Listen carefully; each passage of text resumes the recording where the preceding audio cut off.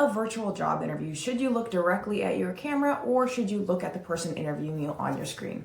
For reference, the reason that some people say you should look directly at your camera instead of looking at the person on the screen is because it simulates eye contact. It makes the difference between looking like this and kind of talking to somebody and looking like this. Now, my hot take is that 99% of the time, it's actually not going to make a difference for job candidates. And if anything, it might have a negative impact on their performance. I think for most job seekers, having to look at the camera is actually going to make their performance worse, because unless you have trained experience looking directly at a camera, like if you worked as a newscaster or something, it feels very foreign to most people, and it also feels very performative. But let's go back to the reason that I think it's not going to be helpful for most job seekers anyway. From my perspective, most people's issue when it comes to job interviews isn't surface level stuff like their eye contact or their posture or even their filler words or how quickly they speak.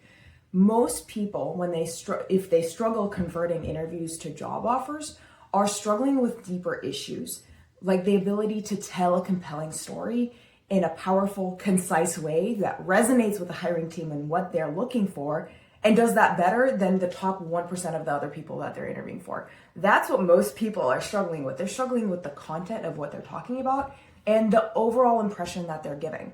The way my coaching team actually operates is that every single time a client has a mock interview, we on the back end give them an internal rating on two elements. Number one, their overall impression, so the vibe that they gave, how professional they came across, whether they were connecting and engaging. And we also rank their ability to communicate, so the content of what they're saying and how relevant it was. We grade both of those things internally to ourselves on a scale of 1 to 10, and we actually adjust the kind of feedback and the level of feedback that we give depending on where that person falls on any particular day. And because of the way our program is structured, the more we meet with a client, over time, that internal rating goes up for both of those elements. So if a client ever gets to a point that they're a 10 on both fronts, which is actually pretty rare before they actually get an offer, if a client gets to the point where they're 10 on their communication and a 10 on their overall impression, yeah, then maybe we can start messing with things like looking at directly at the camera.